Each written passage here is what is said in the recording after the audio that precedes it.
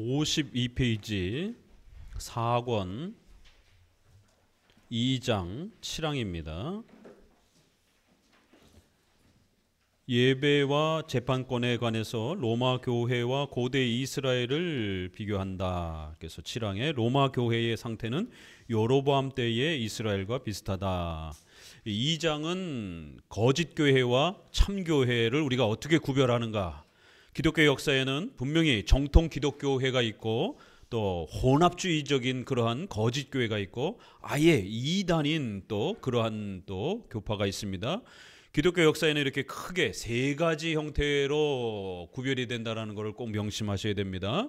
정통 기독교가 있고 이단이 있습니다. 그 이단과 정통 기독교를 반반 정도 섞은 혼합주의적인 그러한 또 교파가 존재합니다.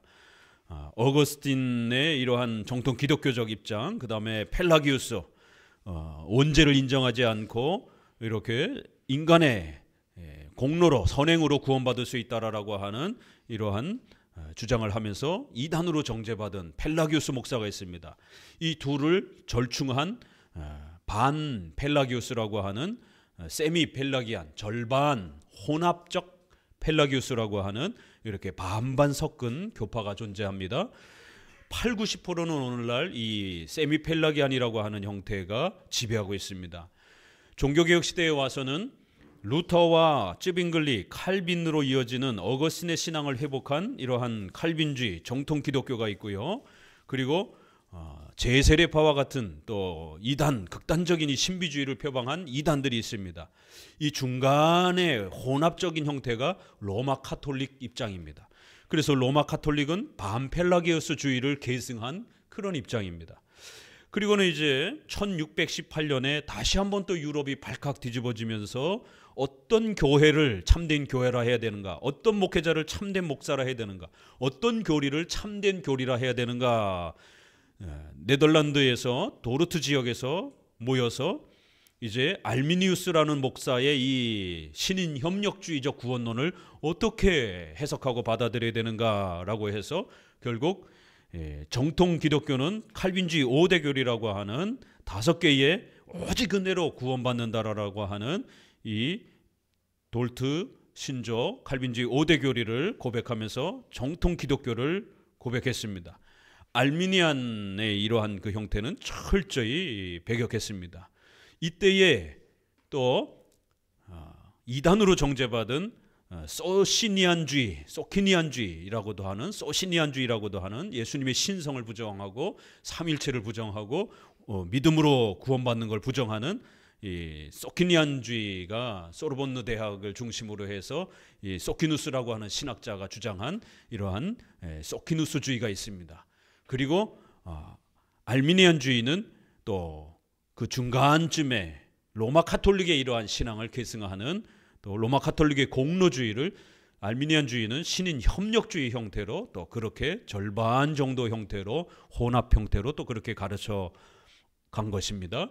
이 역사는 반복이 됩니다. 그리고 나서 20세기, 21세기에 와서 WCC라고 하는 이러한 세계 교회 협의회라고 하는 단체가 형성이 되면서 이 중간 지역에 있는 모든 교회들, 서방교회를 대표하는 로마 카톨릭과 동방 정교회가 합쳤고 또 프로테스탄트라고 하는 수많은 개신교도들이 감리교, 성결교, 성공회, 구세군, 오순절 이런 모든 교파들이 WCC라고 하는 교회 연합회의 회원으로 가입하면서 결국 거대한 조직력을 갖추게 됩니다. 그리고 이제 여기에서 우리가 자유주의라고 하는 5대 자유주의 이 학파가 있습니다. 기독교를 고대 근동의 그런 하나의 이 종교의 여러 종교 중에 하나로 취급하고 성경도 여러 고대 근동의 문서로 취급하는 자유주의 5대 을사오적처럼 우리 자유주의 기독교 오적이 있습니다. 종교사학파, 기독교는 절대적인 게 아니라 여러 종교 중에 하나라는 거예요. 종교사학파, 양식사학파, 성경은 고대 근동의 그냥 소설 중에 하나라는 거예요. 그 다음에 전승사학파, 편집사학파, 바르트를 중심으로 하는 구속사학파, 이 5대 자유주의 학파가 오늘날 또 많은 영향을 끼치고 있습니다. 개혁주의 신학자들, 유명한 신학자들도 이 바르트의 영향을 받아서 자기 책에 바르트의 이러한 교의학을 1차 자료로 좋은 내용으로 엄청나게 소개를 하는 이러한 심각한 일이 벌어지고 있습니다. 유럽의 자유대학, 또 이러한 그 카이퍼 바빙크 이렇게 역사하고 사역했던 그 소중한 보수 신학교들이 결국에는 바르트를 수용하면서 바르트를 중심으로 해서 조직신학을 소개하며 유럽이 신정통주의 신학으로, 자유주의 신학으로 변질이 되어버렸습니다. 미국은 어떻습니까? 칼빈 신학교, 리폼드 신학교, 또 웨스트민스터 신학교, 이 보수주의의 아주 중요한 신학교들입니다. 우리 고신, 합신, 총신, 저희 대신과 같이 미국의 가장 보수적인 그러한 신학교들인데 거기에 마이클 호튼, 우리나라에도 몇 번 왔습니다. 열린교회 김남준 목사님이 초청해가지고 저도 그때 가서 이렇게 강의도 듣고 그랬습니다. 그의 조직신학에 바르트를 엄청나게 많이 인용합니다. 바르트를 인용하지 아니하면 마치 신학을 논할 수 없는 것처럼 보수주의, 개혁주의 신학교의 신학자들이 바르트를 아주 즐겨 사용합니다. 우리 한국의 신학자들은 어떻습니까? 역시 마찬가지예요. 이렇게 5대 자유주의라고 하는 이 자유주의, 여기 이단입니다. 성경도 믿지 않고 예수님의 신성도 믿지 않고, 그런데 WCC를 중심으로 해서 또 이렇게 하나의 혼합주의가 형성되어 있습니다. 정통 기독교 강해 설교하고 시편 찬송하고 성찬을 자주 하고 교리 공부하고 엄숙하게 예배드리고, 이러한 정통 장로교회의 이러한 입장이 있습니다. 참된 교회와 혼합된 교회와 거짓된 교회, 이렇게 우리가 구별할 수 있는 것입니다. 그렇기 때문에 이제 종교개혁 시대 때 로마 카톨릭이라고 하는 이 중간에 혼합주의적인 형태를 거짓교회라고 이렇게 비판하고 책망하는 거예요. 그러면 이러한 내용들을 통해서 왜 참된 교회와 거짓된 교회, 혼합주의 교회를 구별해야 되는지에 대해서 그 필요성을 잘 도전받으셔야 되고, 무엇이 또 기준이 되어야 되는지를 또 잘 배우시면 오늘 우리 시대에도 역시 이 세 가지의 또 혼합은, 세 가지의 교파적 색채는 여전히 반복되고 있기 때문에 우리 시대에 거짓교회와 혼합주의 교회, 그 다음에 이단과 자유주의를 또 우리가 어떻게 구별해야 되는가, 이러한 또 지혜를 얻을 수 있는 것입니다. 어떤 분은 그럴 거예요. 장로교회, 정통 장로교회 개혁주의는 뭐 이렇게 맨날 토시 하나까지 구별하면서 그렇게 아주 세밀하게 구별하려고 하느냐, 좀 이렇게 웬만하면 같으면 그냥 서로 이렇게 포용하면 되지, 사랑으로 서로 포용하면 되지. 장로교 개혁주의는 너무 까칠하고 너무 예민하게 하나하나 다 따지려고 든다. 교회면 그냥 다 같이 교회지 뭘 그렇게 더 바른 교회, 바르지 않은 교회 이렇게 자꾸 나누려고 하느냐. 그건 싸움을 부채질하는 거다. 교회의 연합을 깨트리는 것이다. 이게 항상 중간에 이 혼합주의의 신앙을 가진 교회들이 늘 정통 기독교 신앙을 공격할 때 썼던 말입니다.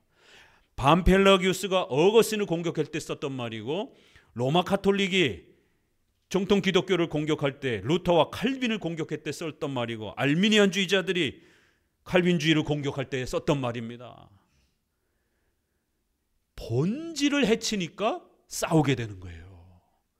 이게 비본질의 문제면 얼마든지 우리가 포용할 수 있습니다. 근데 본질의 문제를 해치기 때문에 목숨 걸고 싸우게 되는 거예요. 단어 하나 가지고 싸우게 되는 거예요. 비본질을 가지고 단어 하나까지 싸우게 되면 안 됩니다. 그러나 본질의 문제에 위배가 된다라면 반드시 싸우셔야 됩니다. 자, 그래서 이제 우리 개혁주의, 개혁파 신앙을 추구하는 우리 성도들도 한번 보게 되면은요, 개혁파 신앙을 소중하게 가장 우수하다라고 이렇게 생각하는 성도들이 있어요. 그런데 아직은 개혁주의 신앙은 훌륭하다는 건 나도 인정한다. 그러나 다른 교파의 이러한 신앙을 너무 무시하는 거 아닌가? 개혁주의 교회는 다른 교파의 신앙을 너무 심하게 비판한다. 개혁주의 신앙은 나는 분명히 훌륭하다. 그래서 나는 개혁주의 교회에 다닌다. 그러나 다른 교파의 이러한 신앙도 배울 게 있지 않느냐. 너무 세게 비판한다. 이런 입장을 갖고 계신 분도 계셔요. 자기가 어디에 속해 있는가 잘 보셔야 됩니다.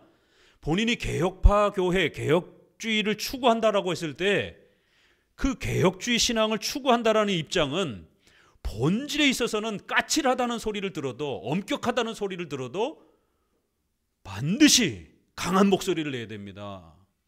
이 본질 부분에서 강한 목소리를 내지 아니하면 여전히 본인은 아직 개혁주의의 이러한 명확한 정체성을 아직 확보하지 못하고 계시는 거예요. 그렇게 되면 목사님의 이러한 주장이, 또 칼빈의 이런 주장이 로마 카톨릭은 끊어내야 된다라는 거예요. 로마 카톨릭은 지금 이단도 아닙니다. 로마 카톨릭은 현재도 이단이 아니에요. 이 얘기를 하면 많은 분들이 놀랍니다. 아니 목사님, 카톨릭이 이렇게 부패 있는데 이단이 아니라고요? 네. 우리나라의 그 정통 기독 교단에서 이단이라고 교단의 총회를 통해서 확정한 교단 아무데도 없습니다. 통합 측, 합동 측, 고신 측 어떤 교단도 카톨릭을 이단으로 총회적으로 확정하지 않았어요. 우리 매년 그 이단 목록 나오죠? 거기에 카톨릭 있습니까? 없습니까? 없습니다. 카톨릭은 고대 5개 신조, 사도 신조 이걸 다 형식적으로 고백하기 때문에 교황이 자기 이름으로 세례를 주는 게 아니라 삼일체 이름으로 세례를 주기 때문에 이단이라 하지는 않는 거예요. 최저를 지키고 있기 때문에 이단이라고 하지는 않는 겁니다. 미국의 대형 교단들도요, 카톨릭을 이단이라 한 데는 없습니다. 이걸 잘 이해하셔야 됩니다. 그래서 그들이 받은 세례를 개신교로 개종하고 들어왔을 때에 우리는 다시 세례를 주지 않습니다. 그냥 그 세례를 그대로 인정해 줍니다.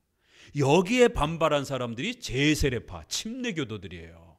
그래서 카톨릭의 세례를 절대로 인정할 수 없다. 다시 받아라. 그래서 재세례파라는 거예요. 그렇게 세례에 목숨을 걸고 저항한 사람들이 재세례파 교파입니다. 그리고 이러한 재세례파의 세례론을 계승한 것이 침례교회예요.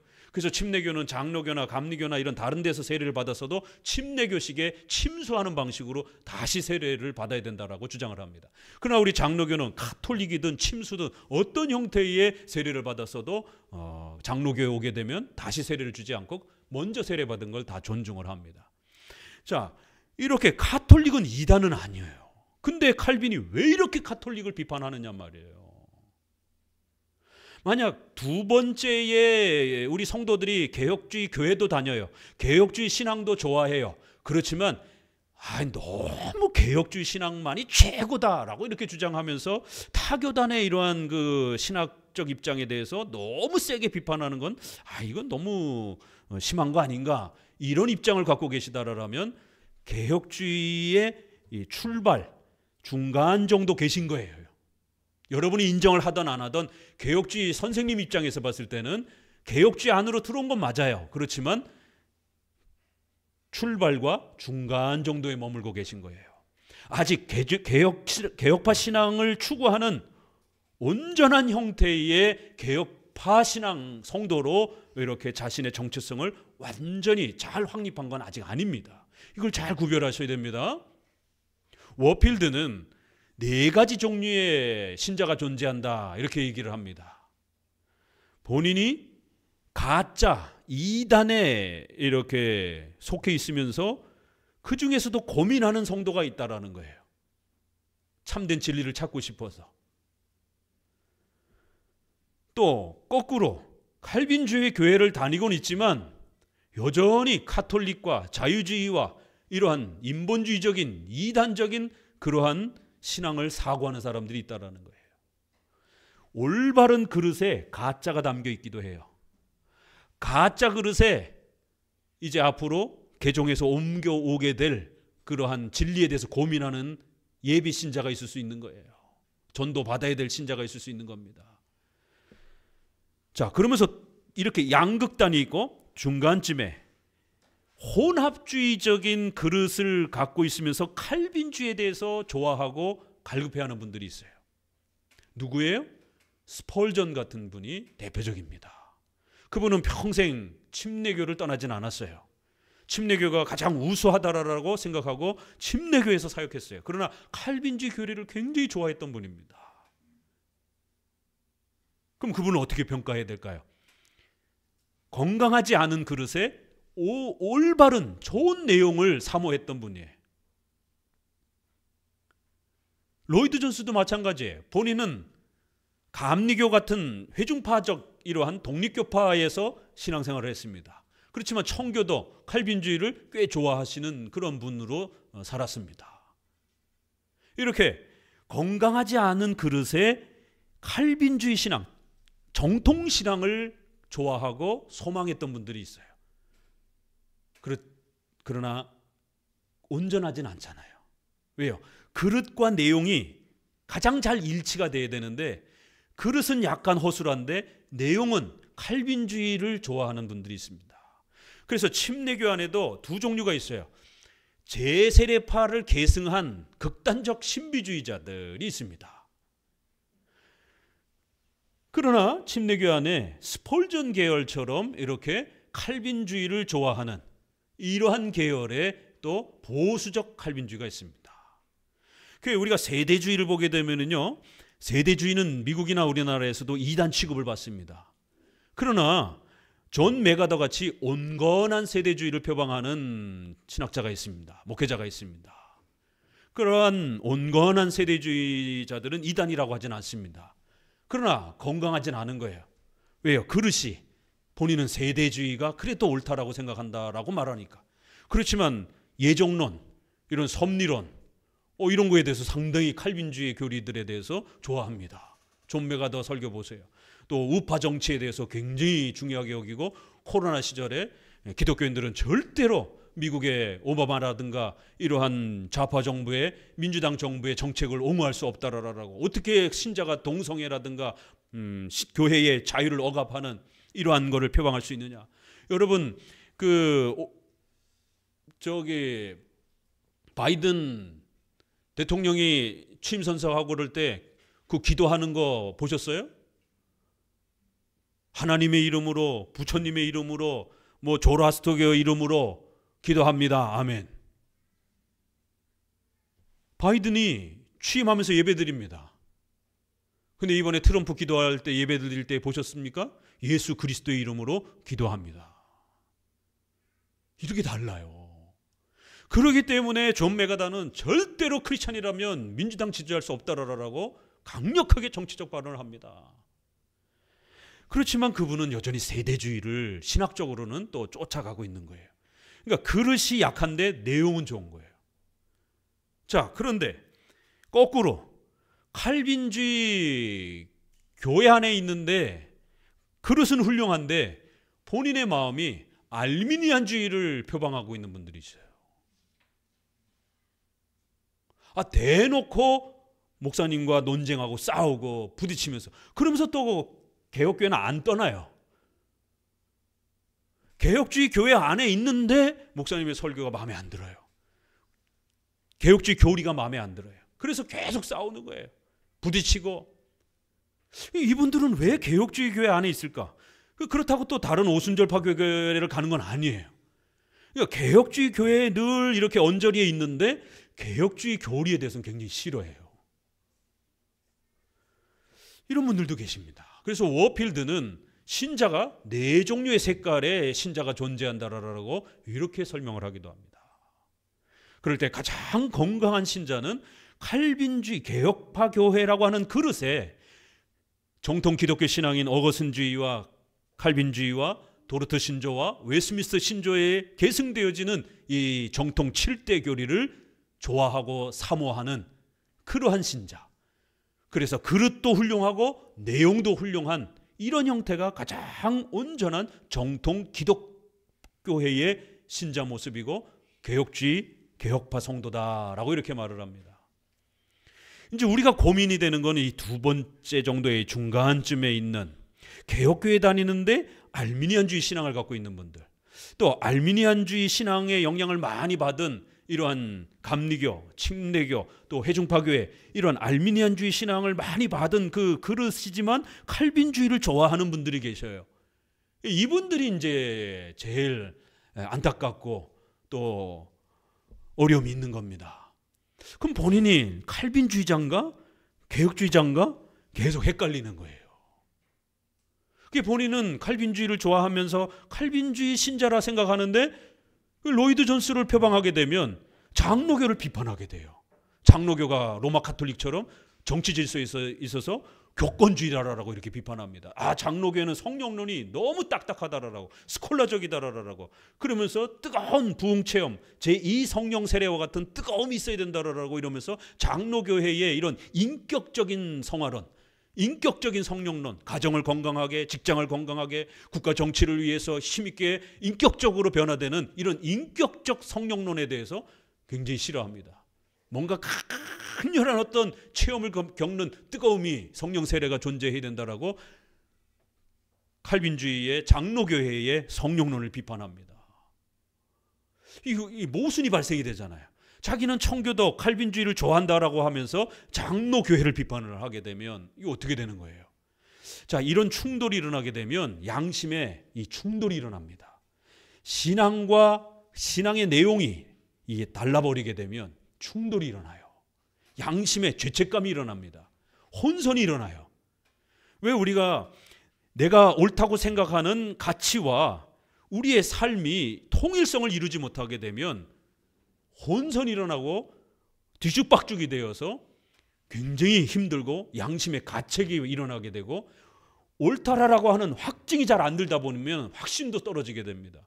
우리가 낙태법, 또 동성애법, 포괄적 차별금지법 이걸 죄라고 판단하면 당연히 그런 거를 입법하려고 하는 이런 진보 정당을 우리의 삶에서 지지할 수가 없는 겁니다. 그런데 어떤 신자들은 나는 보수적 교리 좋아해, 칼빈주의 교리 좋아해, 낙태법 또 동성애법 나 이런 거 나도 싫어해, 반대해. 그렇지만 그걸 옹호하는 민주당과 진보 정당은 좋아해. 이러면 가치가 충돌이 일으켜지게 되는 거예요. 모순이 일어나는 겁니다. 그러면 본인 스스로도 구원의 확신도 생활 속에서 하나님과 동행하심에 대한 생활에 이게 하나님의 뜻이다라고 하는 확신도 이게 잘 안 세워집니다. 어느 순간에 가서는 이거 내가 옳게 가고 있는 건가? 이런 엄청난 충돌이 일어납니다. 이단만 그런 게 없어요. 왜요? 맹종에 빠져 사니까. 앞뒤 안 가려요. 그냥 맹종 속에서 미신 속에 살아가기 때문에 그런 사람들은 근심 걱정이 없어요.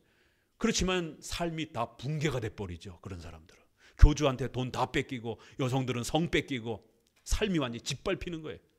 그런데 이 중간에 있는 분들이 어떤 인생에 있어서 고민을 겪게 되냐면 구원의 확신에 있어서 중간중간에 흔들려요. 왜 그러냐면 칼빈주의는 개혁주의가 가르치는 구원의 기초와 그거를 또 확신하는 방식과 그거를 또 열매 맺는 일정한 통일된 방식이 있어요. 우리는 반드시 성경의 교리를 이해해야 됩니다. 그리고 그 교리를 믿는 거예요. 그 교리를 믿으면 세례와 성찬이라고 하는 이 성례를 통해서 그것이 확신되어지고 그것이 우리의 것으로 매번 보증이 되는 겁니다. 그리고는 그러한 토대 위에서 구원의 이 확신의 열매들이 여러분의 삶 속에서 이제 활기차게 웃고 또 고난과 어려움 중에 있지만 교리를 통해서 예수님이 나를 구원해 주셨다라고 하는 기독론, 구원론을 강력하게 믿음으로 붙잡고 또 세례와 성찬을 또 주기적으로 참여하면서 그 구원의 확신을 다시 재확인하고 또 위로를 받는 거예요. 그러면 여러분의 삶 속에서 아무리 고난을 받는다 할지라도 그 고난을 이겨내고 웃을 수 있고 또 자녀들과 가족들과 함께 버티고 이겨내려고 서로가 다독거리면서 쓰러지지 않습니다. 이게 일치가 되기 때문에 통일성이. 자, 그런데 중간쯤에 있으면 어떤 일이 벌어지나 보세요. 말씀, 교리 중요하다라고 생각해서 성경 공부는 했는데 대부분의 많은 교파들이 더더욱 개혁주의에 가깝다라고 하는 청교도 회중파의 로이드 존스와 조나단 에드워드와 존 오웬과 같은 이런 회중파 청교도들조차도 교리를 중요하게 여기고 성경을 중요하게 여겨요.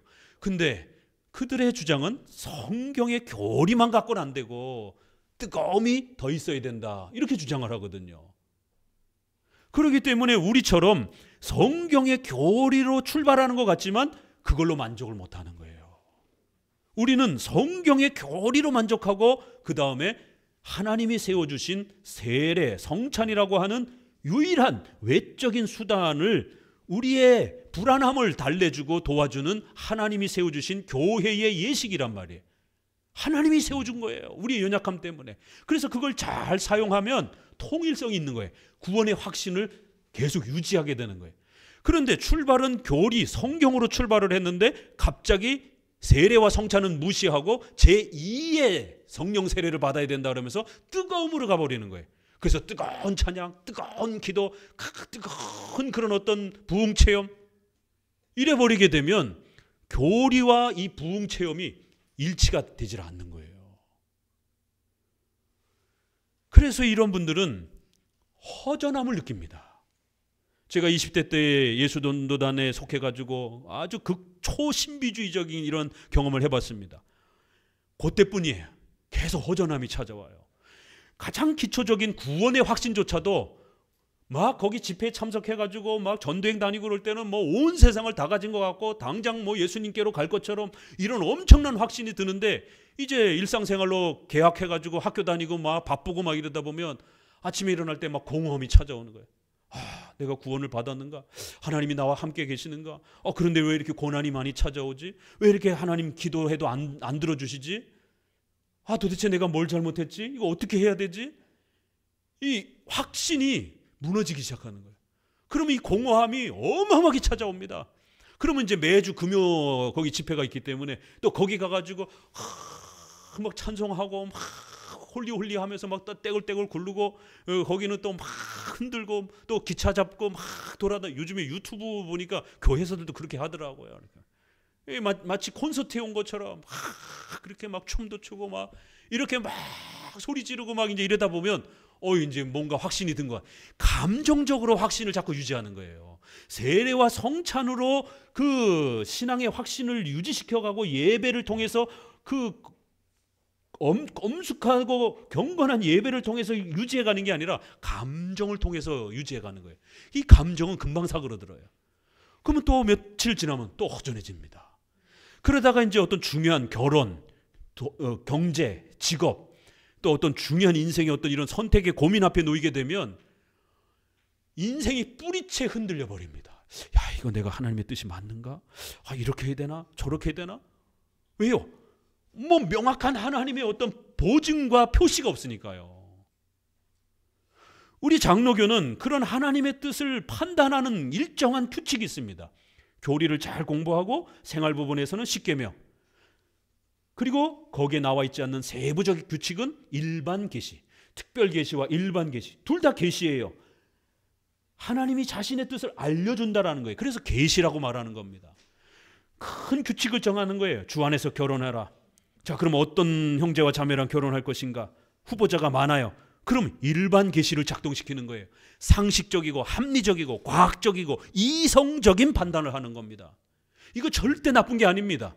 그래서 어떤 호감이 가는 분하고 차 한잔 마셔보기로 교제하는 겁니다. 일반 세상 사람들도 사람을 알아보려면 차 마시고 저녁 먹고 교제를 하잖아요. 데이트를 해봐야 되는 거예요.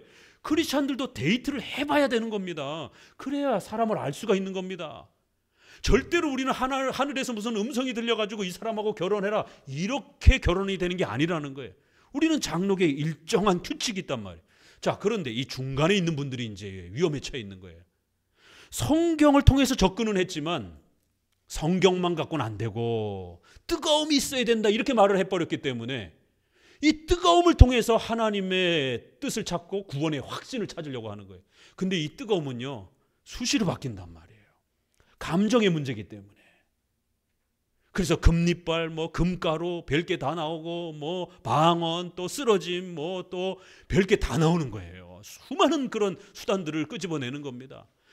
온건한 이 은사주의자들, 로이드 존스는 온건한 은사주의자예요.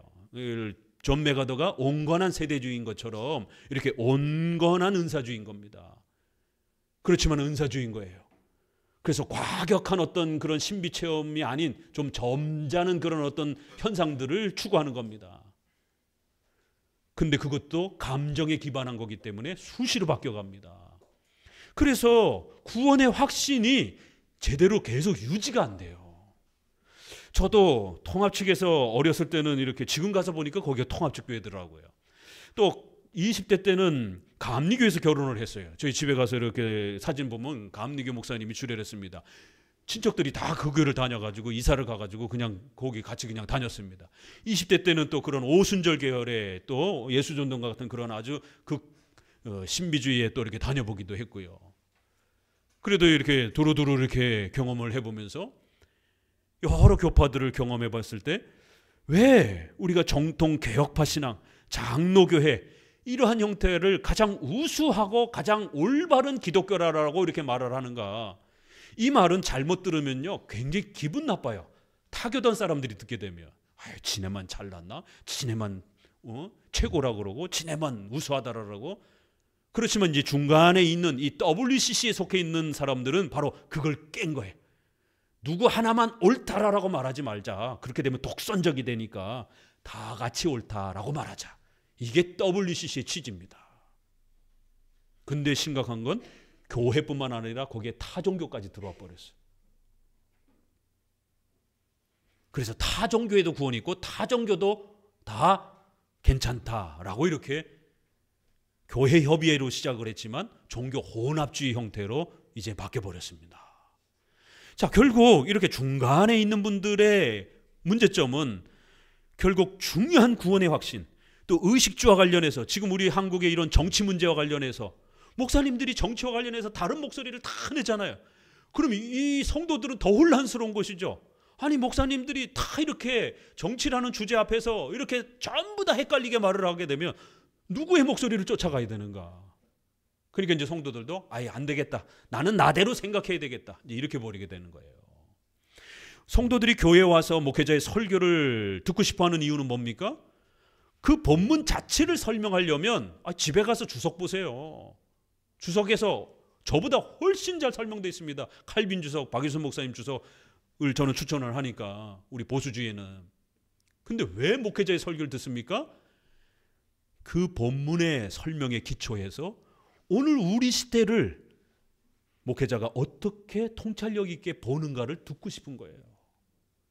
지금 우리 사회의 이 문제를 옳다고 보시는지 틀리다고 보는지를 목회자의 그 설교의 적용을 듣고 싶어 하는 겁니다. 왜요? 적용은 칼빈이 할 수 없으니까. 돌아가신 분이 할 수 없으니까. 오늘 우리의 정치의 이 혼란의 문제는 오늘을 살고 있는 목회자만이 이게 옳은지 틀린지에 대해서 그 적용의 방향성을, 통찰력을, 섭리적 통찰력을 우리 성도들은 설교를 통해서 듣고 싶은 겁니다. 자, 개인적으로 목회자가 여러분의 집에 신방을 가게 되면 목회자에게 뭘 듣고 싶습니까? 아니 무슨 일반 세상의 상담학이라든가 뭐 이런 걸 듣고 싶습니까? 그냥 위로 말 듣고 싶습니까? 그런 거는요 병원에 가도 상담 신청하면 요즘에 또 상담센터라든가 이런 데 가면 많아요. 굳이 목회자가 안 해도 돼요. 그럼 왜 꼭 굳이 목회자를 불러서 목사님 저희 가정에 필요한 그런 하나님의 뜻과 하나님의 섭리의 또 이런 방향과 이런 부분들을 우리가 어떻게 방향을 잡아야 되나요? 이렇게 저렇게 굉장히 헷갈립니다. 어떤 선택을 해야 되죠? 그걸 의논하는 거예요. 그럼 목회자는 쭉 들어보고 A라는 방향으로 갑시다. 이게 당신의 가정에 하나님의 섭리적 뜻입니다. 성도는 B로 가고 싶어요. 그러면 이제 그때부터 목회자하고 갈등을 일으키면서 부닥치게 되는 거예요. 내가 하고 싶은 일을 목회자가 못하게 막는다고 생각을 하는 겁니다. 근데 목회자는 그거를 해야 하는 사람이에요. 왜요? 성도가 죄 가운데 있다고 생각하면 죄악된 길로 가려고 한다고 생각하게 되면 목회자는 도시락 싸들고 가서 말려야 되는 겁니다. 일로 가면 큰일 납니다. 이 선택을 하면 당신 가정 죽습니다. 하나님이 안 도와줍니다. 이쪽 방향으로 가셔야 됩니다. 가서 권면하고 책망하고 훈계하고 또 뒤돌아와서 집에 와서 또 기도하고. 자, 목회자의 가르침을 여러분의 개인적 가정과 관련해서 목회자를 초청해서 듣고 싶은 게 무엇입니까? 설교 주석이에요? 그건 책에 있어요. 그거 실컷 보시면 됩니다. 그럼 목회자를 모셔와서 듣고 싶은 거는 여러분의 가정에 하나님의 섭리가 어느 방향으로 흐르고 있는지에 대해서, 목회자는 좀 더 전문적인 사람이기 때문에 목회자의 통찰력 있는 그 판단과 적용을 들어보고 싶은 겁니다. 그래서 오늘날 목회자가 필요한 겁니다. 근데 그 적용은 O가 될 수도 있고 X가 될 수도 있는 거예요. 그래서 X가 될 때 이제 성도들하고 트러블이 생기면서 목회자와 성도가 갈등을 일으키게 되고, 다행히 그 성도가 내가 잘못 판단했구나. 나는 이쪽으로 가고 싶었는데 이거는 죄악된 길이구나. 깨닫고 포기를 합니다. 목사님, 저 이쪽 길로 가지 않겠습니다. 목사님 권면한 대로 A라는 길로 가겠습니다. 그러면 이제 성장해 가는 거예요. 문제가 없어요. 그러나 대부분은 여기에 X의 문제에서 부닥치고 그게 수용이 안 되게 되면 결국 목회자와 엄청난 충돌을 일으킵니다. 그럴 때 목회자는, 또 대부분의 목회자들은 눈치를 보게 됩니다. 성도 눈치를 보게 됩니다. 그 성도가 11조를 많이 한다든가 또 세상에 권력을 갖고 있다든가. 세례 요한이 헤로당에 뭘 지적했어요? 신앙을 지적한 게 아니에요. 그의 가정생활이 악하다라고 동생의 부인을 빼앗아 온 이 축첩에 대해서, 중언에 대해서 이건 죄악된 것이다라고 책망했습니다. 왕을 책망을 해야 돼요, 여러분. 목회자가 그거 쉽겠습니까? 목회자도 사람입니다. 목사를 목을 칠 수 있는 칼의 권세를 가지고 있는 왕을 책망을 해야 돼요. 자, 그 교회 11조의 반 이상을 하는 기업가가 여기 우리 중에 계시다라고 하면, 만약 이 성도를 책망해가지고 이 성도가 목회자하고 트러블이 생겨서 만약 떠나게 되면 교회 재정의 반이 줄어들어 버립니다. 목회자가 그거 쉽게 책망할 수 있을 것 같아요? 못합니다. 쉽지 않습니다. 눈치 보게 돼요. 그래서 교회가 타락하게 되는 겁니다. 아무 소리 안 하게 되는 거예요. 침묵하게 되는 거예요. 결국 올바른 목회자 이제 3장에 가서, 자, 참된 교회 나왔죠? 그리고 이제 3장에 가서는 참된 교회를 구성하는 첫 번째 제도와 질서는 목사의 위치라는 거예요. 목사는 어떠해야 되는가? 성도들의 눈치를 보지 말고 성도들을 살리기 위해서는 성도들의 죄를 지적하고 바라잡아 줘야만이 그게 참된 목회자다라고 이제 이렇게 설명해 가는 겁니다. 자, 그렇기 때문에 이 참된 교회와 거짓된 교회에 대한 부분들을 우리가 이제 실제적으로 적용하여 보게 되면 오늘 우리 시대는 이렇게 나타난다라는 거예요. 자, 일본의 기독교 강요를 번역한 나카야마 쇼즈라고 하는 분이 서문에 이렇게 표현합니다. 칼빈주의 하나님이 16세기에 구주 대륙을 구원하셨다. 앞으로의 미래도 칼빈주의 하나님께 달렸다. 이거 다른 교파에서 들으면 굉장히 기분 나쁜 소리입니다. 그러니까 아직 칼빈주의를 좋아하긴 하지만 칼빈주의가 가장 정통 기독교고 정통 기독교를 가장 잘 계승했다라고 하는 이 확고한 정체성이 아직 마련되어 있지 않는 분들은 이 말이 다소 불편하게 들릴 수도 있어요. 뭐 칼빈주의가 그렇게 잘났다라고. 칼빈주의에서 소개하는 그러한 7대 교리로 바르게 이해된 하나님만이 유럽을 살렸다라는 거예요. 로마 카톨릭적인 그런 신관 가지고는요, 구원의 확신도 무너지고 윤리도 성도들의 생활도 다 붕괴가 된다라는 거예요. 중세 시대의 그 미신적이고 샤머니적인 이 삶을 어떻게 개혁했습니까? 어떻게 회복시켰습니까? 칼빈주의의 신관, 칼빈주의 7대 교리를 가르치면서 올바른 신관을 확립했고, 사람들이 성경적 신관을 바르게 확립하기 시작할 때에 성도들의 구원의 확신, 윤리가 개혁되기 시작했던 겁니다. 그래서 사회 전체가 썩어빠진 부정부패로 망가져가던 그 국가가, 사회도 개혁이 되고 교회도 건강해져 갔다라는 거예요. 앞으로의 미래도 이런 혼합주의적인 신관 가지고는, 이런 혼합주의적인 이런 교파의 색깔을 가지고는 성도의 신앙도 붙잡지 못하고 사회의 의식주의 문제도 건강하게 도덕윤리도 붙잡아주지 못한다는 거예요. 왜요? 신앙관이 튼튼하지 못하기 때문에, 신관이 뚜렷하지 않기 때문에, 십계명의 이러한 윤리 도덕관이 명확하지 않기 때문에. 그래서 참된 교회란 이렇게 초대 교부를 통해서, 어거스틴을 통해서, 그리고 종교개혁 시대까지 와서, 칼빈 시대에 와서, 가톨릭은 비록 이단은 아니지만, 그리고 그들에게서 받은 세례를 여전히 존중하면서 성도로서도 존중할 정도로 그들의 세례를까지도 존중하지만, 로마 가톨릭 교회는 거의 부패해서 거짓 교회로 취급될 정도로 그렇게 타락해 있다라고 하는 이 사실은 명확하다라는 거예요. 그래서 세례를 인정하는 것과 그 성도됨을 인정하는 것과 그 교회가 시스템적으로 타락하고 부패하여 거짓 교회, 혼합주의 교회, 심각한 교회로 평가받는 것은, 이거는 또 명확한 사실이라는 겁니다. 그래서 교황을 적그리스도라고까지 비판을 한 겁니다. 루터, 쯔빙글리, 칼빈 모든 이들이 교황은 적그리스도라고. 다만 그 속에 있었던 성도는 진심으로 자기가 세례를 받고 하나님을 바라보는 마음이 있다라면 그는 신자로서 존중은 된다라는 거예요. 그래서 개종을 하고 개신교로 오게 되면 세례는 존중해 주겠다라는 거예요. 그러니까 이단은 아니라는 거예요. 그렇지만 그들의 리더들과 그들의 사제들은 아주 악독한 적그리스도의 이러한 그리스도의 적대적인 그런 세력으로 평가되기에 충분하다라는 거예요.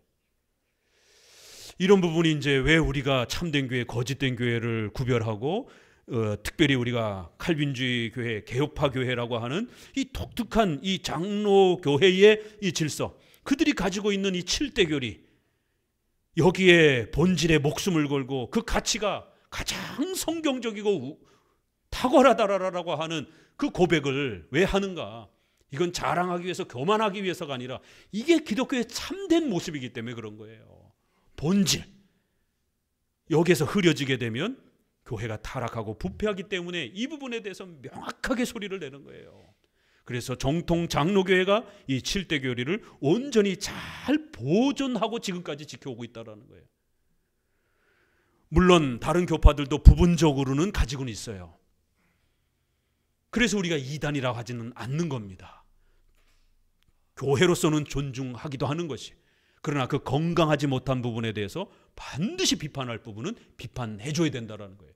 그렇지 아니하면 뭐가 잘못됐는지 모르고 계속 한평생 그 혼합된 그 신앙의 모습 속에서 불쌍하게 한평생을 그렇게 살면서 구원의 확신도 없고 의식주의에 있어서 우리의 삶에 있어서 하나님과 동행하며 하나님의 도우심을 제대로 받지 못하는 이러한 건강하지 못한 신앙생활을 평생토록 유지해가는 안타까운 삶을 살게 된다라는 것입니다. 자, 그래서 계속해서 왜 칼빈이 로마 가톨릭 교회를 이렇게까지 비판하는가? 이런 중도 혼합주의적인 그런 교회들을 이토록까지 비판하는 이유는 과연 무엇인가?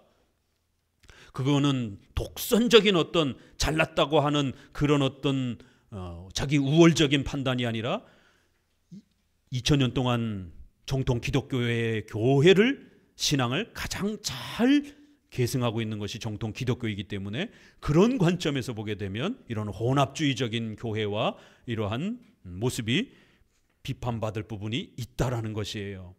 진리를 지키기 위해서이지 싸우기 위해서가 아닙니다. 단지 싸우기 위해서가 아니라는 거예요. 자, 로마 교회의 상태는 여로보암 때의 이스라엘과 비슷하다. 북이스라엘의 가장 악독한 왕 두 왕이 누구죠? 여로보암 왕. 외우기 쉽게 이 왕은 아주 여러모로 죄를 너무 많이 졌어요. 여로보암 왕. 왜냐면 남쪽에 솔로몬의 아들이 누구예요? 르호보암 왕이기 때문에 헷갈리는 거예요, 이게. 아래쪽은 르호보암 왕이고 북쪽은 여로보암 왕입니다. 그 다음에 아합 왕. 두 인물이 가장 악독한 왕이에요. 마치 교회가 다 전멸하다시피 한 그 구약의 여로보암 때나 아합 왕 때와 비슷하다. 53페이지 셋째 줄, 율법에서 진리의 교리를 얻었으며 제사장들과 예언자들이 교리를 선포했다. 그들은 할례를 받아 종교에 입문하며 그 밖에 성례를 실시함으로써 믿음을 강화시켰다. 주께서 교회에 주신 영예로운 칭호들은 확실히 그들의 사회에 해당했다. 그러나 그 후에 그들은 여호와의 율법을 버리고 우상 숭배와 미신에 빠져 그 특권의 일부를 잃어버렸다. 북쪽도 분명히 처음에는 교회로 출발을 한 거예요. 근데 여로보암이 어떤 짓을 했죠? 38선을 딱 갈라놓고 예루살렘으로 못 내려가게 단과 베델에다가 제단을 새로 만들고, 예루살렘에서만 예배를 드려야 되는데 단과 베델에다가 제단을 새로 만들고, 금송아지를 만들어 놓고. 금송아지 뭐예요? 그러니까 단과 예루살렘은 비성경적인 예배를 시도한 겁니다. 왜 장로교는 이렇게 고리타분해 보이고 엄숙한 예배를 드립니까? 규정적 예배 원리 때문에 그래요. 하나님이 명령하신 예배적 질서를 수천 년이 지나도 지켜가야 되기 때문에, 강해 설교, 시편 찬송, 성찬의 자주함, 이러한 부분들이 성경에 명령된 예배 질서이기 때문에 이걸 우리가 바꿀 수 있는 게 아니에요. 그런데 온갖 오늘날의 열린 예배, 뭐 별 희한한 예배들이 등장을 하면서 성경적 예배가 싹 사라져 버렸어요. 단과 베델에 다른 제단을 세웠습니다. 그리고 금송아지, 눈에 보이는 시각적인 예배를 드리고 싶은 거예요. 시각적인 신앙을 하고 싶은 거예요. 로마 카톨릭 가보세요. 얼마나 화려한가. 오늘날 교회들을 가보세요. 얼마나 시각적으로 화려한가. 감각적으로 화려한가. 귀, 눈, 모든 감각을 동원한 방식으로의 이러한 오감을 자극하는 방식으로 신을 바라보게 만든 겁니다. 금송아지가 바로 그런 시각적, 감각적 효과의 예배 방식인 거예요. 하나님이 보이지 않다 보니까 성경만으로는 부족하다라고 느끼는 겁니다. 감각을 동원해서 감각이 뭔가 짜릿한, 뭔가 뜨거움, 이런 걸 요구하는 거예요. 금송아지 시도를 한 거는. 자, 그 다음에 설교 자격이 없는 평신도를 제사장으로 세워서 제사를 드리겠습니다. 왜요? 제사장들은 절대로 여로보암의 이러한 혼합주의를 용납할 수 없었기 때문에 대부분 다 예루살렘으로, 남쪽으로 다 내려가 버렸습니다. 우리나라 남북 6.25 전쟁하고 똑같은 거예요. 북쪽에 우리 장로교들이 평양 신학교부터 시작해서 이 함경도 이쪽에 다 전부 장로교 지역이란 말이에요. 그분들이 공산주의를 보고 나서는 전부 다 보따리 싸들고 재산 다 집어던지고 내려온 겁니다. 그런 것처럼 북쪽에 있는 제사장들이 결국 여로보암 때문에 야, 이래서는 안 되겠다. 그리고 남쪽으로 다 내려오는 거예요. 그러니까 제사장이 없는 겁니다. 그러니까 평신도들을 제사장으로 세우는 겁니다. 유월절 날짜를 바꿔버렸습니다. 오늘날 자격이 없는 1년, 2년 공부하고 신학 공부하고 목사가 된, 출처를 알 수 없는 이런 목사들이 얼마나 많습니까? 히브리어 헬라어를 읽지 못하는, 이러한 성경을 읽지 못하는 이러한 목사들이 얼마나 많습니까? 강해 설교를 못하니까 제목 설교를 하는 거예요. 성경을 설명하지 못하니까 그런 뜨거운 찬양, 뜨거운 느낌, 이런 감정적인 것으로 그렇게 시스템으로 이끌어가는 겁니다. 여로보암이 교회를 완전히 전멸시켜버렸어요. 그렇지만 거기도 교회의 모습은 남아있는 거예요. 그러나 내용이 다 성경적인 부분에서 빠져버린 거예요. 밑에서 셋째 줄, 교회의 가장 중요한 힘과 생명 자체가 되는 말씀 선포를 말살해버리는 무리를 누가 감히 통틀어 교회라 불렀는가. 더 이상 교회가 아닌 모습이 됐다라는 거예요. 8항, 유대인들은 우상을 숭배했으나 그들의 교회는 남았다. 그러면 혹자는 유대 사람들이 우상 숭배에 빠진 후에는 그들 사이에 교회의 흔적이 조금도 남지 않았느냐고 물을 것이다. 대답은 쉽다. 첫째, 타락에도 몇 가지 정도가 있다고 나는 말한다. 이 여로보암이 하나님께서 분명히 금하신 금송아지를 만들며 불법적인 예배 장소를 정했을 때에 그는 종교를 완전히 부패시켰다. 밑에 줄, 르호보암 때에 이미 여러 가지 타락한 의식을 일반적으로 채용했었다. 그러나 예루살렘에서는 여전히 율법을 가르쳤으며 제사장이 있었고 그 외에도 하나님께서 정하신 의식들이 존속했기 때문에 경건한 사람들에게는 쓸만한 교회가 있었다. 그렇지만 북쪽은 아합이나 여로보암 때 결국 교회가 전멸되다시피, 그러나 형식은 남아있는 거예요. 그러니까 교회라는, 예배라는 형식은 남아있고 목사라는 형식도 남아있지만 내용에 있어서 7대 교리가 빠져버리는 이런 일이 일어난 겁니다. 지금 오늘날도 그런 것처럼 목회자들 중에 예정론 싫어하는 사람들이 얼마나 많습니까? 목회자들 중에 장로교회 싫어하는 사람 얼마나 많습니까? 로이드 존스와 같이 이렇게 훌륭한 분도 장로교회를 비성경적이라고 공격하잖아요. 그럼 어거스틴, 칼빈, 이 수많은 선조들은 왜 장로교회가 성경적 교회 질서라고 왜 주장을 했겠습니까? 이제 이런 부분들이 문제가 되는 거예요. 초대교회 500년 동안은 삼위일체 갖고 싸웠습니다. 아리우스 목사, 사벨리우스 목사 다 목사입니다. 근데 이들은 종속론, 양태론 이런 삼위일체를 가르친 겁니다. 정통 기독교는 한 하나님이 삼위격으로 계신다. 아니 이 단어 하나 가지고 싸우기 시작한 거예요. 이들도 목사고 교회도 다 있고 설교 다 하고 예배 다 드립니다. 근데 이들은 예수님은 피조물이라는 거예요. 예수님의 신성을 인정하지 않는 거예요. 그렇기 때문에 정통 기독교에서는 사도 신조와 니케아 신조를 고백하면서 이들을 반대쪽 사람들 이단으로 정죄를 한 겁니다. 이렇게 신앙의 본질의 싸움은 결코 포기될 수 없는, 각 시대마다 주제는 조금씩 달라요. 초대교회 때는 그렇게 삼일체의 기독론이 문제였고, 종교개혁 시대는 성경론, 구원론, 교회론 이런 것들이 문제였고, 또 18세기, 19세기로 오게 되면 이제 예수님의 신성을 믿지 않기 때문에 또 기독론 이런 부분들, 인간론 이런 부분들이 문제가 되었고, 또 오순절파가 등장을 하면서 이제 성령론, 종말론, 또 세대주의 음모론적인 종말론자들이 등장을 하면서 근래에 와서는 이제 이런 종말론, 이렇게 주제가 차이가 있을 뿐이지 결국 비슷한 논쟁이 벌어집니다. 근데 왜 그러면 어떤 목회자들은 왜 예정론을 공격하고 장로 교회론을 공격하고 이런 성령론을 공격하고 종말론을 공격하냔 말이에요. 그러면서 본인들이 건강한 목회자라고 주장할 수 있겠습니까? 적어도 사도들을 계승한다라고 하면 사도들이 가르쳤던 그대로, 그러면 초대교회 때 그 사도들이 제자들이 가르친 내용들이 있단 말이에요. 그럼 그들이 7대 교회를 가르쳤는가 안 가르쳤는가 보면 알 수가 있는 거예요. 그들의 설교 헬라어 라틴어로 다 남아 있습니다. 어거스틴의 설교집도 다 남아 있습니다. 예종론 다 가르칩니다. 장로 교회론 다 가르칩니다.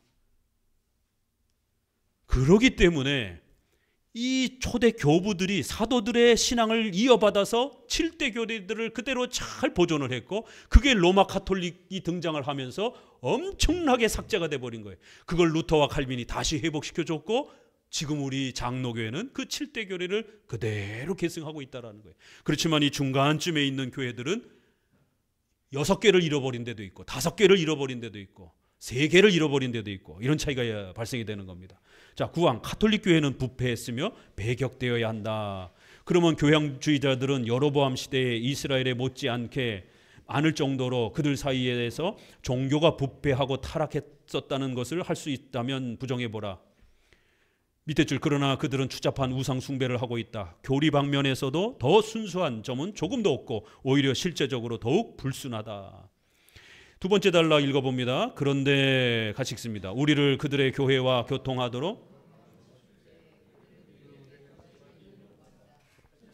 우리가 그들의 기도와 성례와 의식에 참가해야 된다는 것이며, 하나님께서 그의 교회에 주신 모든 명예와 권세와 재판권을 그들의 교회에 대하여 인정해야 한다는 것이다. 이렇게 교제하려면 로마 카톨릭의 모든 그러한 예배 시스템을 인정하고 또 그들의 모든 권위를 인정하라는 거예요. 이 WCC가 그러잖아요. 장로교만, 개혁주의 교회만 너네만 옳다라고 주장하지 말고 다른 교파들의 예배와 이러한 목사들의 권위로 이런 거 다 인정해 주라는 거예요. 그럼 우리가 서로 연합하고 사랑할 수 있다라는 거예요. 근데 우리 장로교회는 인정을 안 하잖아요. 여기는 혼합주의입니다. 신인협력주의입니다. 어떻게 이런 목사를 목사로 인정할 수 있겠습니까? 이건 목사도 아닙니다 라고 이렇게 비판을 하니까 이제 반대쪽에서 굉장히 불쾌한 것이죠.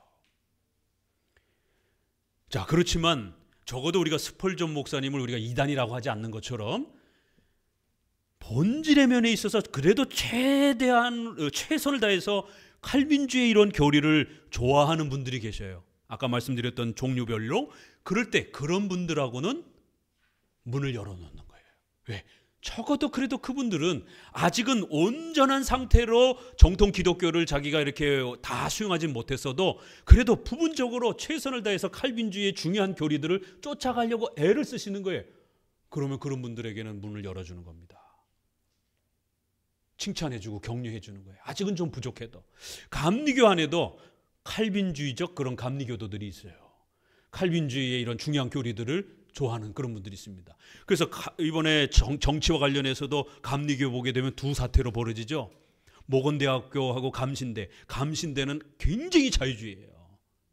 모건대는 상당히 보수적인 감로교입니다. 그래서 정치적으로도 우파적인 그러한 신학생들도 상당히 많고, 칼빈주의를 상당히 좋아하는 또 그러한 또 감리 교도들이 있습니다. 그런 분들하고는 우리가 문을 열어놓고 교제할 수 있죠. 칼빈주의를 그래도 소망하고 좋아하는 분들이니까. 이렇게 구별을 좀 우리가 해야 되는 겁니다. 다 우리가 찍어내는 건 아니에요. 명확하게 이 칼빈주의를 또 공격하고 또 싫어하고 또 분명히 또 자신의 이러한 자리들을 고집하려고 하는 이제 이런 사태가 벌어지게 되면 그건 본질을 해치는 그런 문제이기 때문에 좀 더 우리 장로교도들은 강경하게 나가는 거고, 다만 아직은 부족하지만 그래도 칼빈주의의 교리들을 좋아하고 또 배워보려고 이렇게 애쓰시는 그런 분들한테는 왜요? 그런 분들은 또 잘 도와주고 계속해서 그러한 정보들을 알려주게 되면, 우리도 처음부터 완벽한 칼빈주의 개혁주의자는 아니었으니까 이렇게 성장해 왔으니까 이제 그런 분들도 성장해 가도록, 저도 완전히 극단적 신비주의에 예수전도단과 같은 그런 극단적 신비주의에 있다가 완전히 정반대인 이렇게 교리를 좋아하는 장로교로 저도 이렇게 전환을 하면서 성장해 왔잖아요. 그렇기 때문에 또 그렇게 문을 열고 또 이렇게 우리가 교제를 할 수 있는 자리가 있고, 아니면 아예 문을 닫고 자칫 잘못하면 우리가 부패해질 수 있기 때문에 방어막을 쳐야 되는 또 그러한 자리도 있다라는 겁니다. 이거 잘못하게 되면요, 거꾸로 적용하게 되면 혼합주의가 됩니다. 지켜야 될 때 지키지 않고, 뭐 다른 교파에서도 배울 수 있지, 다른 교파도 훌륭한 면이 있는데, 카톨릭도 좋은 면이 있는데, 이런 식으로 자꾸 넓혀가게 되면 이게 혼합주의하고 뭐가 다릅니까?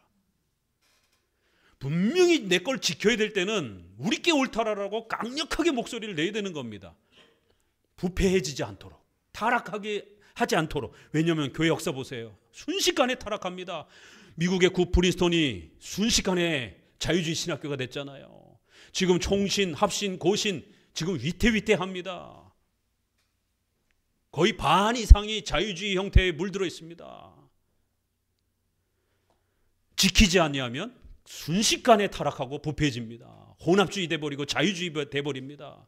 어떻게 총신이나 이런 고신, 이런 보수 신학교에서 바르트 신학의 이 바르트 책이 읽혀질 수가 있습니까? 말도 안 되는 거예요. 기독교 윤리를 카이퍼 바빙크의 일반 은총을 갖고 배우는 게 아니라 존 스타트의 윤리론을 갖고 배웁니다. 총신대에서. 저도 그 얘기를 듣고 기겁을 했어요. 존 스타트는 한국에서 가장 인기가 있는 윤리학자입니다. 근데 성공의 신학자예요. 어떻겠습니까, 느낌이? 당연히 중도적 윤리, 정치와 이런 부분에 있어서 상당히 넓은 또 그러한 진보적 이런 또 정치관.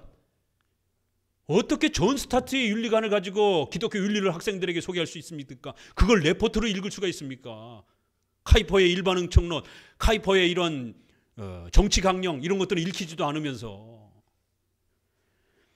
정신 바짝 차려야 됩니다. 우리 거를 지킬 때는 강한 목소리를 내야 되고, 다만 이렇게 우리 거를 배워보고 싶어하는 그러한 열망이 있는 분들한테는 좀 더 따뜻하게 좀 더 존중하면서 또 그렇게 그분들한테는 그 정도 대할 수 있는 것입니다. 자, 넘겨 오셔서 55페이지의 밑에서 넷째 줄 그 큰 달라. 그러므로 우리는 경건한 사람들은 교회의 교통을 중시하되 교회가 부패하고 모독적인 의식으로 타락했을 경우 그런 교회를 경솔하게 따라가서는 안 된다는 결론을 내린다. 이렇게 교통할 수 있는 범위와 사람들이 분명히 있어요. 그렇지만 분명히 또 우리가 따라가서는 안 되는, 협력해서는 안 되는, 양보해서는 안 되는 절대적인 선과 기준이 있습니다. 10항이 제일 중요하죠. 왜 부패한 교회를 떠나야 하는가? 우리가 앞부분에서는 1장에서는 올바른 교회를 찾았다면 함부로 교회를 떠나서는 안 된다라고 이렇게 소개를 했고, 이제 2장에 와서는 잘못된 교회에 계시다라면 반드시 떠나야 된다라는 거예요. 뭐 여기서도 신앙생활 할 수 있지 뭐 이렇게 생각하시면 안 됩니다. 신앙이란 그렇게 만만하지 않습니다. 뭐 내가 걸러서 들으면 되지. 여러분, 설교가 얼마나 무서운 것인지 여러분 생각을 안 해서 그래요. 설교는 여러분의 생각과 세계관을 지배하는 겁니다. 세계관이 어떻게 형성이 되겠냐에 따라 결혼, 직장, 자녀교육 모든 게 바뀝니다. 그래서 떠나야 되는 거예요. 참된 교회의 표지가 있지 않으면 떠나야 되는 겁니다. 자, 위에서 넷째 줄, 우리는 그들에게 교회가 있다는 것을 인정할 때는 반드시 그 교회에 복종하게 되며 순종해야 할 것이다. 전제 조건이죠. 참된 교회의 표준과 기준들이 있다라면 당연히 그 교회는 지켜야 되는 거예요. 자, 셋째 줄 아래, 그러나 이제 교황주의자들과 관련해서 예언자들은 당시 사람들의 모임이 신성 모독적이고 그들에게 찬성하는 것은 하나님을 부정하는 것과 같은 불법이라는 것을 여러 번 공언했다. 이 구약에도 예레미야나 여러 선지자들이 아주 호되게 책망하는 이 모습을 보라는 것이에요. 56페이지 위에서 둘째 줄, 그러므로 예언자들은 하나님에 대한 사악한 음모에 불과한 그 모임들에서부터 떠나지 않을 수 없었다. 같이 읽습니다. 그와 마찬가지로 우상 숭배와 미신과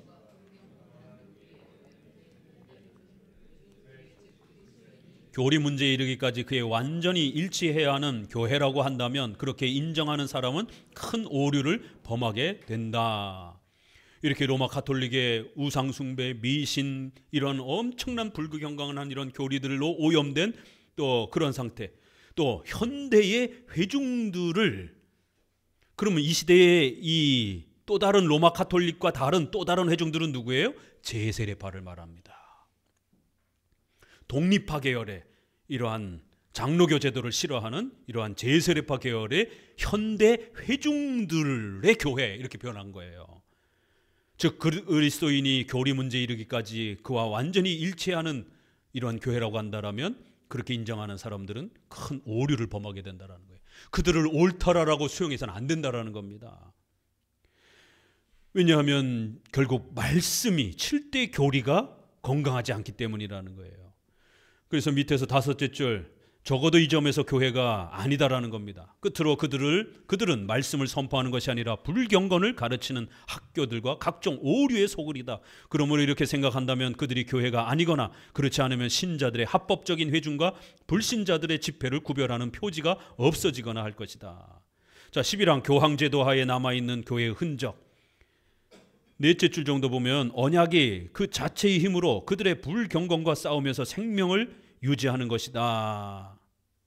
이 구약에도 보게 되면 교회가 타락해서 북이스라엘에 엄청나게 타락하고 그랬을 때도 이렇게 올바른 교리로, 언약으로 선지자들이 신앙을 회복하려고 애썼다라는 거예요. 그러므로 여호와의 언약이 그들 중에 존속하는 것은 확실하고 변함없는 하나님의 선하심에 의한 것이었다. 겨우겨우 유지해가는 이러한 구약의 역사를 보라는 거예요. 57페이지 위에서 둘째 줄, 주께서는 자신의 언약이 침범되지 않도록 두 가지 방법을 쓰셨다. 첫째는 언약의 증거인 세례를 유지하셨고, 사람들은 불경건하지만 여호와 자신의 입으로 성별하신 세례는 그 효력을 보존한다. 둘째, 교회가 완전히 죽지 않도록 여호와 자신의 섭리로 교회의 다른 흔적들을 남기셨다. 구약에도 그런 것처럼 로마 가톨릭 안에도 이렇게 세례받은 신자가 있는 거예요. 그러면 그런 세례받은 신자는 자기가 진심으로 그렇게 하나님을, 삼일체 하나님을 사모했다라면 그들의 구원의 문제는 우리가 열어주는 겁니다. 그러나 타락한 교회에 있기 때문에 구원받기가 너무 힘들고 그 또 구원의 확신을 유지해가기가 너무 힘든 거예요. 세례와 성찬을 통해서 건강한 엄숙한 예배를 통해서 구원의 확신을 계속 증가시켜야 되는데 계속 뭐 뜨거운 체험하라고 그러면서 막 떼굴떼굴 굴러다니고 막 이러니까 신앙이 점점 다운이 돼버리는 거예요. 그렇기 때문에 아주 작은 흔적은 남아있지만 너무 심각한 상태라는 거예요. 자, 12항 건전한 요소가 있을지라도 부패한 교회가 참교회가 될 수는 없다. 같이 읽습니다. 우리는 절대로 교황주의자에게 유일한 교회라는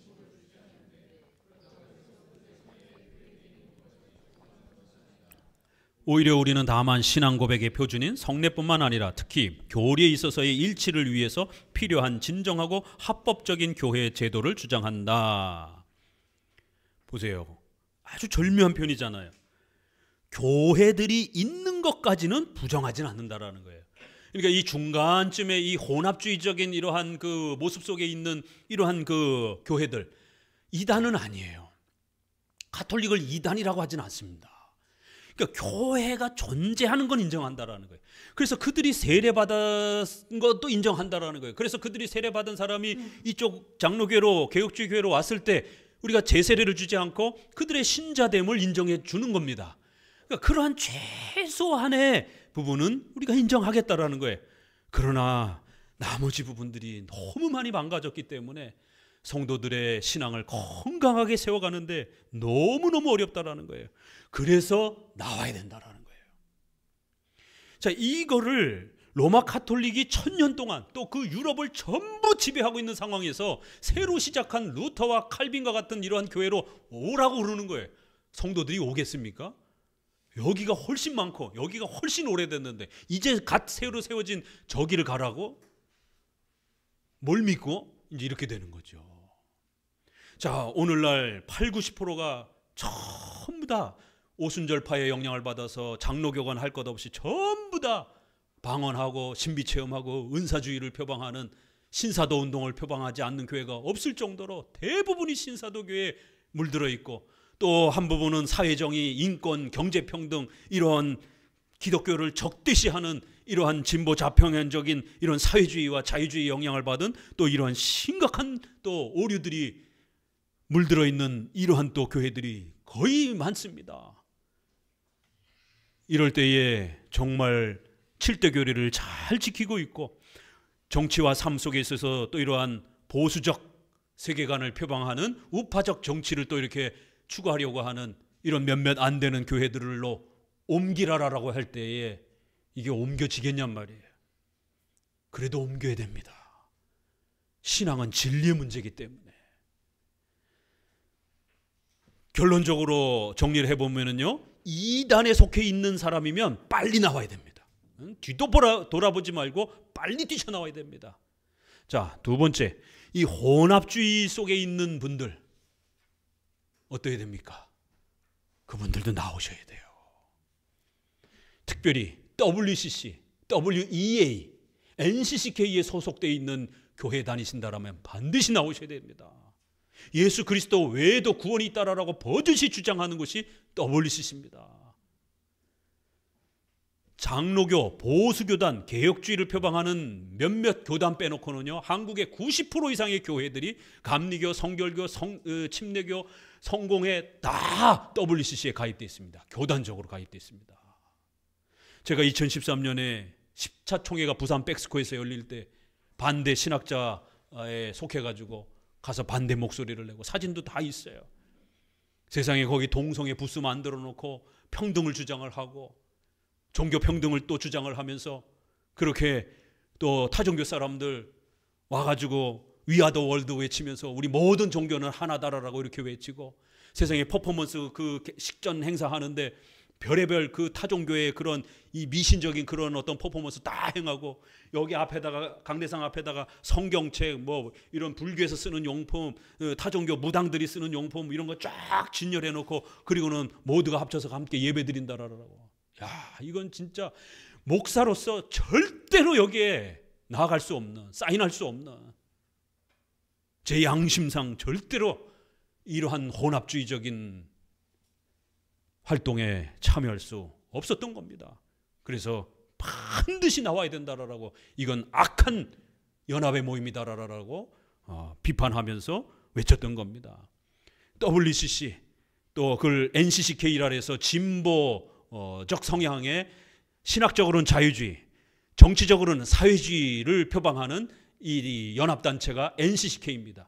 WCC에 속해 있는 대부분의 교단들이 NCCK에 거의 다 또 같이 속해 있습니다. 그래서 이러한 NCCK에 속해 있는 교회라고 하면 반드시 나오셔야 됩니다. 비록 그들에게 작은 교회의 흔적은 남아있다 할지라도 건강하지 못하다라는 거예요.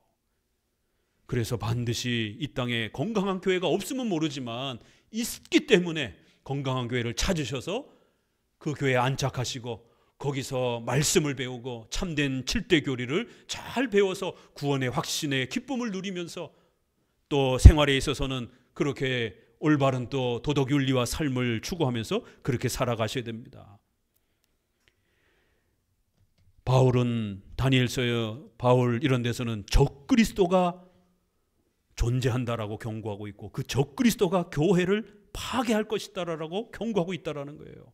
그러기 때문에 정신 차려야 된다라는 겁니다. 성도들은 우리가 보기에 저 사악하고 가증스러운 왕국의 수령과 기수는 로마 교황이다. 보세요. 적그리스도라는 거예요.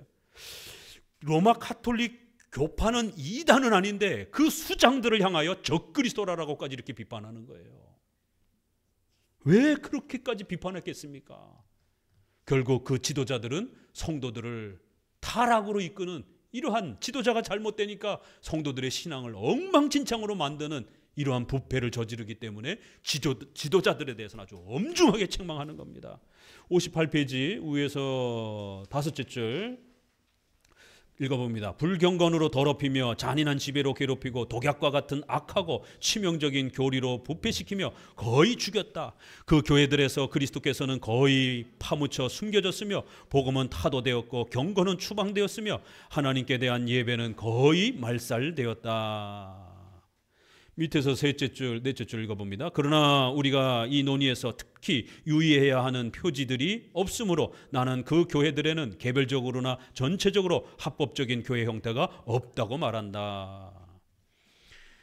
자, 세 번째, 아까 2단에서 나와야 되고 혼합주의적인 WCC에 속해 있는 올해의 WEA를 또 한국교회가 힘을 합쳐서 이 많은 교단이 또 힘을 합쳐서 WEA 집회를 합니다. 한국에서 엽니다. 통탄스러울 노릇이에요.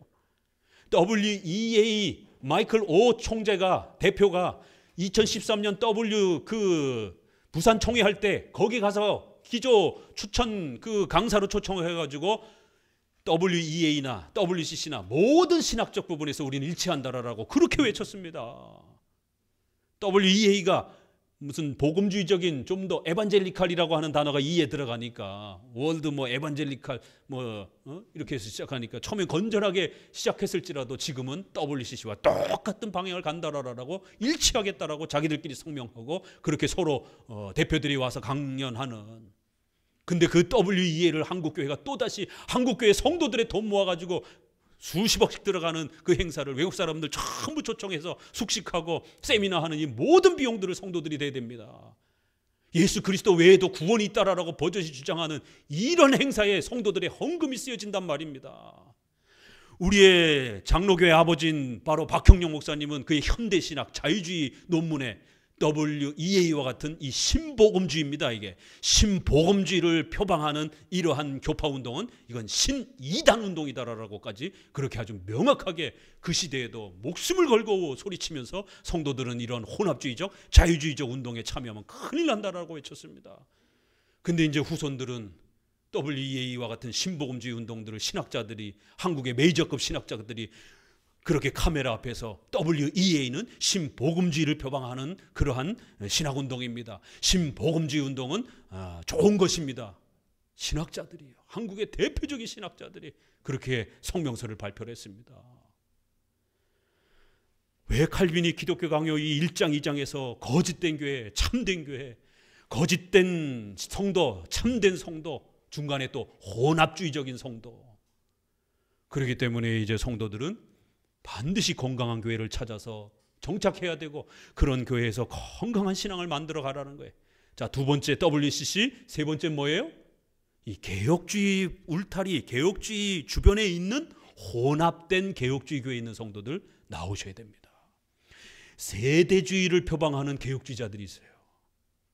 아니 이 개혁주의자들이 프리메이슨, 일루미나이트, 세계 단일 정부, 딥스테이트 이런 걸 주장하는 개혁주의자들이 있습니다. 음모론 주장하는 코로나 백신 맞으면 2년 안에 죽는다 이런 음모론 주장하는 이 세대주의적 개혁주의자들을 멀리해야 됩니다. 또 하나 좌파 개혁주의자들 사회주의의 영향을 받아서 자신들의 목소리가 어떤 목소리인지도 구별을 못하는 신학적으로는 자유주의 영향을 받고 사회적으로는 사회주의 영향을 받은 정치 철학적으로는 그래서 이 좌파 개혁주의자들의 페이스북을 보니까요 바르트, 불트만, 슐라이마커 자유주의 신학자들의 글을 죄다 인용하면서 이런 분들한테도 배울 수 있는 게 있다. 이게 혼합주의죠. 기독교의 적인데 이 5개 분파는. 근데 그들의 글을 인용하면서 도르트 신조 해설집을 써내면서 기독교 강요 해설집을 써낸 분은 우리가 북침했다고 그러고 미국이 점령군이라고 그러고 현대와 삼성은 가장 악독한 회사라고 그러고 저 대구에 있는 그 유명한 또 개혁주의 그 교회는 판사와 검사 이러한 자들은 법조계에 있는 자들은 전부 다 쓰레기고 악한 자들이라고 크리스찬 청년들은 절대로 그런 직업 갖지 말라라고. 이게 다 사회주의적인 그 세계관에서 나온 목소리들이잖아요. 그걸 목회자들이 목사의 입에서 나온단 말이에요. 그게 좌파 개혁주의, 자유주의 개혁주의를 표방하는 사람들, 현대신학에 물든 개혁주의자들, 또 하나 신비주의를 추종하는 개혁주의자들. 아니 개혁주의 교회가 방언하고 떼굴떼굴 굴르고 은사주의 이런 걸 주장하면 이게 신사도 운동하고 뭐가 다릅니까? 반드시 신비주의를 표방하는 개혁주의 조심해야 됩니다. 그리고 마지막으로는 회중파 개혁주의. 왜요? 알미니안주의 구원론과 오순절파의 성령론을 수용하고 장로교 제도를 공격하기 때문에 건강하지 않은 거예요. 이단이나 이 WCC에 속한 혼합주의만큼은 아니어도 건강하지는 않습니다. 우리 주변에 분명히 건강한 개혁주의 교회가 장로교 중심으로의 개혁주의 교회가 있으면 빨리 선택을 하셔서 자녀들과 가족들과 평생에 자자손손 대대로 그렇게 신앙생활에 가셔야 됩니다. 하루 이틀 교회 다니는 게 아니잖아요. 우리의 삶의 모든 부분에 영향을 끼친단 말이에요. 그래서 건강한 신앙, 건강한 기독교 윤리가 잘 구축되었을 때 그 성도의 삶이 아주 건강하게 살 수 있는 것입니다. 기도합니다. 하나님